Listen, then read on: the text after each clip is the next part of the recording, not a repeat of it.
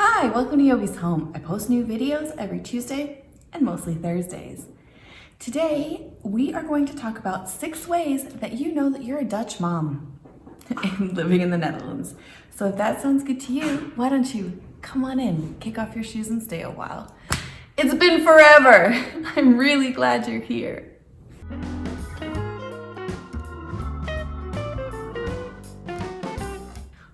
Okay, you guys, so I know that when I'm posting this video, it's past Mother's Day. It was Mother's Day on Sunday. Today is Monday that I'm filming, and you will see this on Tuesday. So I just want to say happy belated Mother's Day to all the moms out there. I hope that you had a nice day, and yeah, let's get to it. Of course, the Dutch word of the day is going to be moeder, because that is how you say mother in Dutch. Although I think most people call their moms mama here and not moeder. Like you wouldn't say like, moeder, can I have some milk? Like no. So mama, but moeder is the proper term. Okay, let's do this. So the number one way that you know that you are a mom raising your kids in the Netherlands has to do with when you give birth. When your children are born in the Netherlands and you receive visitors that will come and congratulate you, you know, that kind of thing at your home, you will most likely be serving beschouwd met muisjes. How did I say that? Did it sound good? Did it sound Dutch?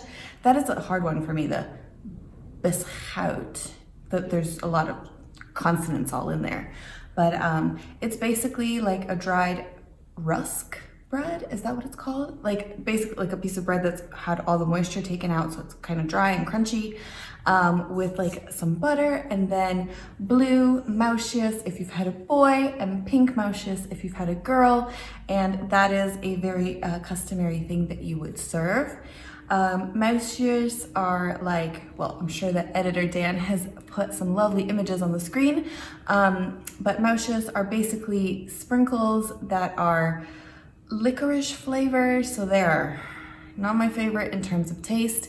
I really prefer the chocolate hagelslag type of sprinkles that you would just normally serve, but it's a special thing that you only really serve when your child is born.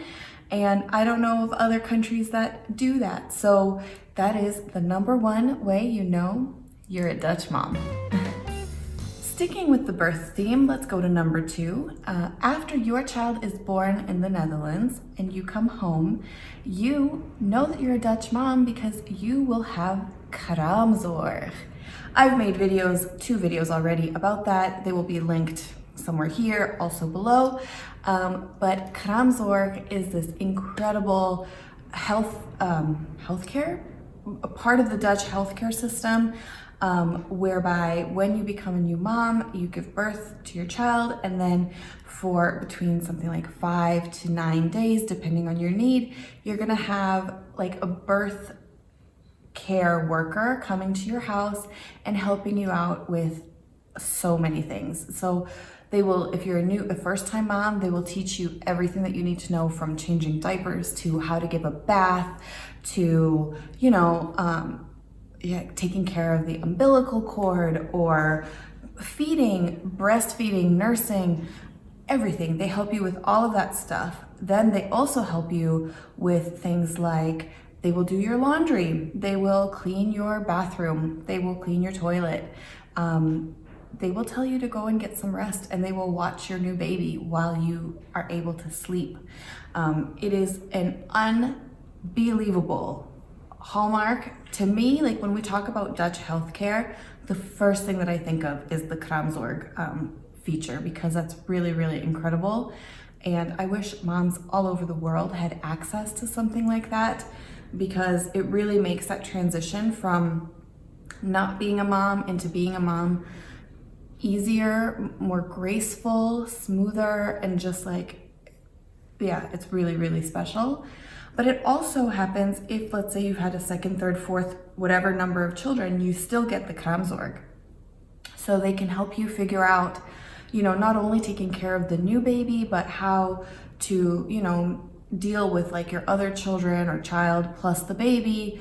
They can give you some tips and advice on, you know, what to do and how to deal with that. So It's a really special thing, and that is absolutely another way that you know that you're a Dutch mom is if you've had the kraamzorg.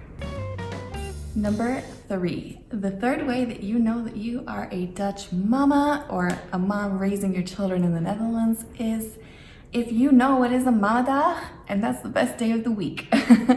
Usually mamadag is Wednesday because Dutch schools, the children go to school only half of a day in the Netherlands on Wednesdays. So you go to school until 12 and then that's the end of the school day, and then you would go, you know, to different clubs or sports, swimming lessons, whatever you're doing. That's how you fill up the afternoons. So most moms that would do work part-time, they would take a Wednesday off as a mamadag or a ouderschapsverloofdag. If you don't know what that is, I have a video about it linked. I can never keep it straight where, but it's one of these corners, so just give it a watch. But yeah, so you're taking your day and then you're gonna spend the day with your child, and it's really wonderful. So mamadag is one of the best days of the week because you get to spend it with your child. Number 4. The number 4 way that you are for sure a Dutch mom is if you know, not just know, it's more than no. You are a pro at riding a bakfiets, okay? So in the Netherlands, Vinny. So in the Netherlands, if you don't know, bicycles, I would say, are the number 1 mode of transportation here for everyone. And you ride a bike as a kid, you ride a bike as an adult, and then when you become a parent, you also ride a bike as a parent. And here it is not uncommon that you will have a child seat, kind of like what you would see in a car, right? Like a car seat, but special for your bike.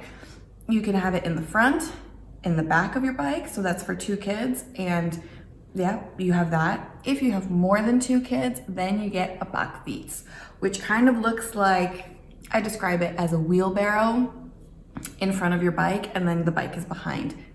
Wonderful editor Dan, I'm sure, has included a picture here. So yeah, so if you know how to ride one of these bikes and you pile all your kids in there and you just like go anywhere with them, I've seen 4 or 5 more kids like in one of these bakfietses, and a mom is just like not even breaking a sweat. Like she is like glam and looking gorgeous, like riding with her bike, like do with all her little gorgeous, adorable children. So Vinny, it's just the wind. It's a windy day. It's okay.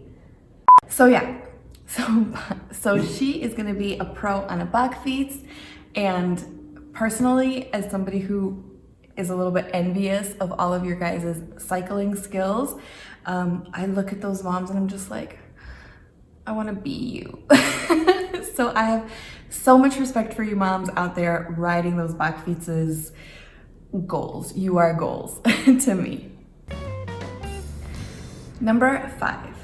The 5th way that you know you are a Dutch mama is if you are lovingly and with all of your just like heart, you are preparing tractaties for your children's birthdays, whether it's in daycare or in school, but also like when they are turning 4 and they're leaving daycare, you also prepare a tractatie. I really think that this is such a nice thing that you're doing. So basically you're making like a little gift for all of the other children. It can be very small, like a little box of raisins that you decorate or something that you do, but it's just like you give a little gift to the other children to mark this occasion. And I just find that really special and sweet. If I may, and I hope that I'm not offending or upsetting anyone by saying this, I would really like to see less plastic in the tractaties. So the most common things that we receive are things like balloons and bubbles and just like random little plastic cheapy toys that are then put into a plastic bag, which I appreciate the effort that you would have gone through to make that and think it through and all of that stuff.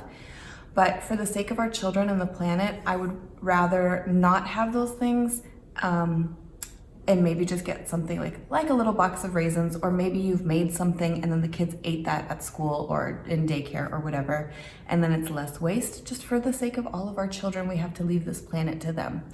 But I really do appreciate the creativity and ingenuity of moms that are spending so much time in creating these things to make their kids' day special.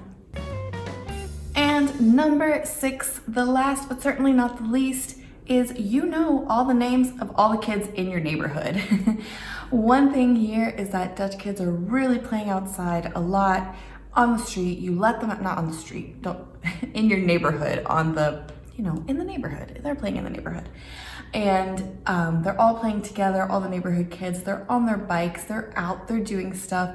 You know, you kind of let them go in the morning and then they might come back when they're hungry and then they go out again and then they come back for sleeping.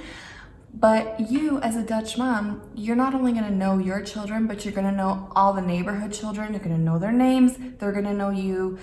It's like very much of a community feeling in terms of raising kids. So I think that that's really cool.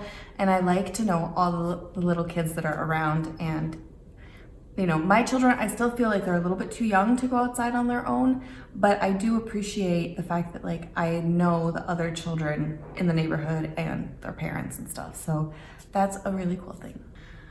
I have a serious question for you Dutch moms before we finish this video, and I hope that you can help me out. And one of the things that I know is Dutch kids are consistently ranked as the happiest children in the world for a multitude of reasons. We're not going to get into that in the video, but it definitely has to do a lot with your parenting style. One thing that I have not yet really been able to understand, and I want to, is how do you discipline your kids? How do Dutch people discipline their children? From little kids to teenagers, I'm really, really curious because that is something that I struggle with sometimes myself. Where I was born, and not how I was raised, but where I was born, it was normal to get spanked. If you don't listen to your parents, you might get a little on your bottom.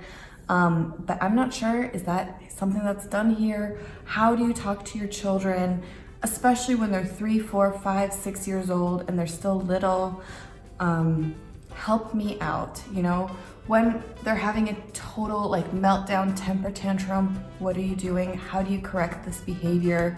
How are you parenting and disciplining in such a way that you are still raising the happiest children on earth? So that is my question to you. Please let me know in the comments below.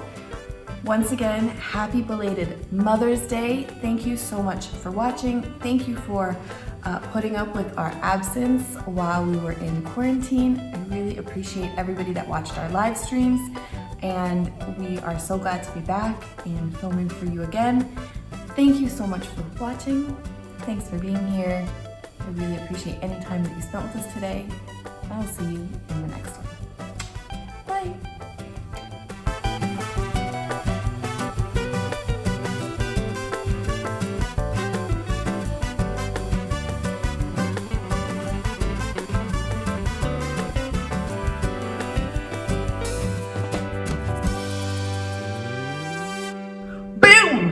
Boom, baby, that's one. Boom, boom, boom, boom, boom. Bye.